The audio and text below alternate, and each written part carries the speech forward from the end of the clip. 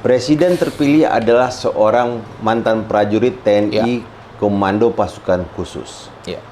Ya, yang memiliki integritas yang tinggi pada saat bertugas. Tidak ada satupun dari anak buahnya mengatakan tidak loyal kepada Jenderal Prabowo Subianto ini.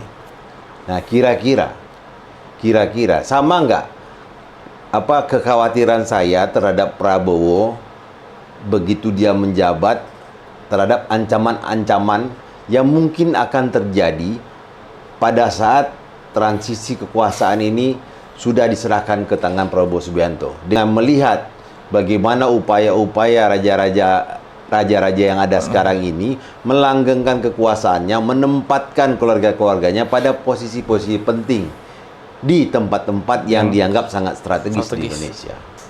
Gimana ininya? Kalau saya masih yakin dengan Prabowo Subianto ini akan bisa memperjuangkan hak-hak rakyat. Ya, kalau itu saya yakin, Bang. 10 tahun masalahnya dia berjuang untuk bisa membela konstituen dia, memilih dia. Iya, kalau itu saya yakin. Saya udah ngelihat gini, 10 tahun Prabowo ini berjuang, mencalonkan terus. Kemarin kalah, hari ini menang. Ya. Ini kan sudah menunjukkan konsistensinya dia. Itu yang pertama. Kalau kita lihat lagi, dia ini kan sudah terdoktrin dengan NKRI harga mati. NKRI harga mati. Sejak dia di Akmil kan, bahkan banyak sekali tuduhan atau dugaan prasangka terhadap dia, yaitu kasus HAM, dia yang bertanggung jawab. Tapi dia tetap kembali ke Indonesia. Dia tidak gentar, gitu loh.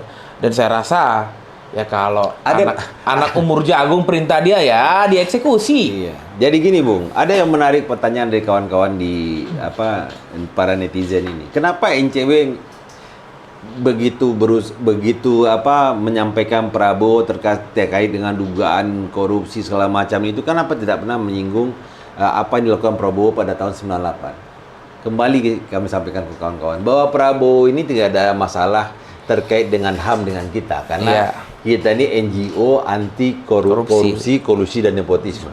Dan apa yang terjadi dengan tahun 98 itu sudah dibuktikan juga. Dan sudah terjadi beberapa kali pergantian presiden, tidak ada yang mengatakan Prabowo ini, walaupun kita sebagai salah satu mantan aktivis pada saat reformasi itu mendengar bahwa ada perintah terhadap salah satu pasukan lah untuk bisa mengambil orang-orang yang dianggap sangat penting dalam pergerakan mahasiswa. Tapi intinya seperti ini. Selama Prabowo ini mendirikan Gerakan Indonesia Raya, berapa banyak bantuan-bantuan, baik itu pendidikan, baik itu ilmu pengetahuan, baik itu penggalangan terhadap orang-orang yang dianggap loyal dan bisa membangun bangsa Indonesia ini dilakukan. Walaupun ada beberapa catatan bagi kita di NCW, tapi kan beliau menyelesaikannya dengan membatalkan pembelian pesawat. Kita respect dengan Prabowo sebagai Menteri Pertahanan. Artinya aspirasi langsung didengar oleh Prabowo bahwa sebagian rakyat Indonesia tidak setuju membeli pesawat bekas. Nah, ya kan? Dan ini kita di NCW hormat.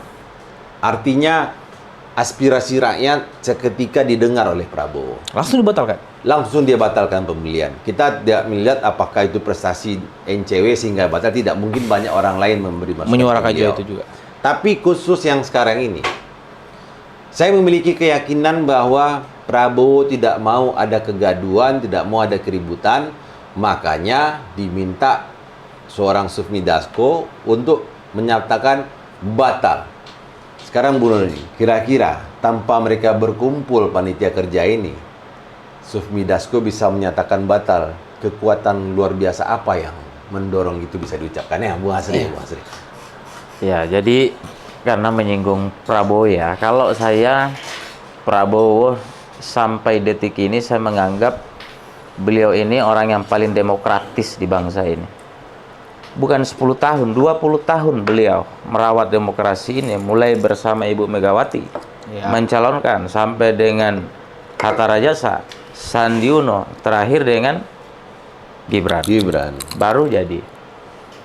Artinya kurang apa kemudian Pak Prabowo ini dalam merawat demokrasi ini, taat, tunduk, taat dan patuh terhadap sistem demokrasi kita. Nah sekarang tiba-tiba kemudian demokrasi ini mau dikerangkeng dengan perselingkuhan antara istana dengan gedung kura-kura. Iya. Ini nggak bisa. Ya. Sehingga yang akan menghasilkan anak haram jadinya ini. Sehingga saya kira Prabowo pasti melihat ini. Saya yakin dan percaya Prabowo memantau dengan jelas entah seperti apa sikap beliau, tetapi saya kira Prabowo akan mendengarkan aspirasi-aspirasi rakyat Indonesia. Iya.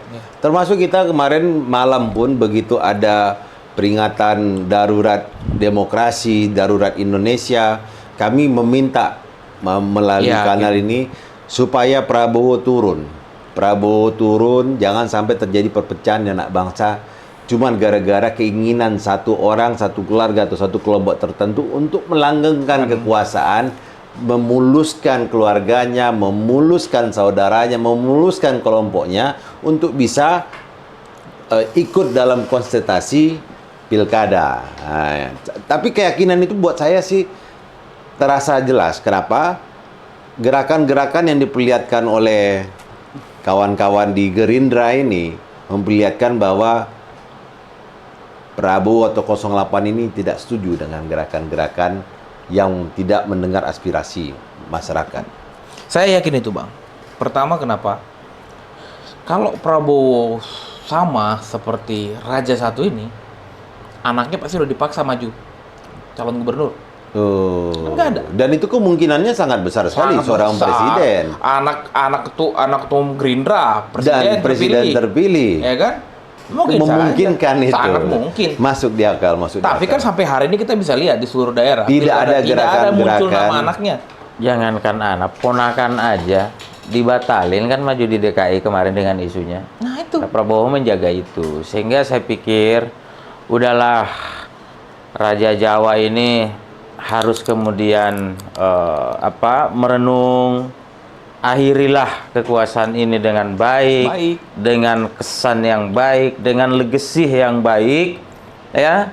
Minta maaf terhadap rakyat, ya, supaya kondisi negara kita ini tetap stabil, ya.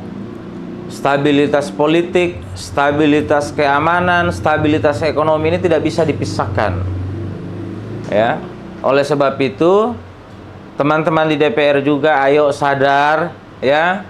Pimpinan DPR lakukan konferensi pers, sampaikan dengan tegas dan terang terhadap rakyat hari ini bahwa betul keputusan telah dikeluarkan, dibatalkan atau dicabut.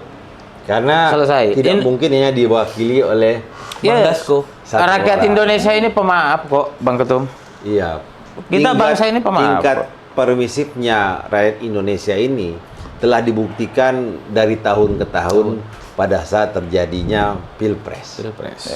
Bangsa Indonesia ini bangsa yang sangat optimis memandang ke depan dan jarang sekali mau melihat masa lalu. Iya. Ini benar ini. Benar. Jadi studi-studi yang dilakukan bahwa peristiwa masa lalu tidak membuat bangsa Indonesia ini merasa dendam dengan apa yang terjadi. Salah satu contoh.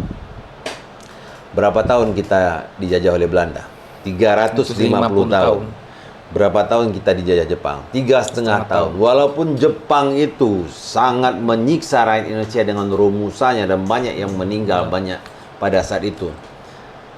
Sekarang ada nggak orang Indonesia kalau ngeliat orang Jepang dilempar pakai batu? Nggak ada. Tidak ada. Justru malah orang Indonesia banyak kerja di Jepang. Bahkan Jepang dengan Indonesia melakukan banyak kerjasama. Dan orang Indonesia tidak pernah mengingat apa yang sudah terjadi sama buyutnya, kakek buyutnya pada zaman penjajahan Jepang. Termasuk pada saat penjajahan zaman Belanda. Artinya, rakyat Indonesia ini berpikir jauh ke depan dan tidak mau memikirkan masa lalu. Iya. Contohnya lagi, pertanyaan. Ya, ini yang jelas. Reformasi 98.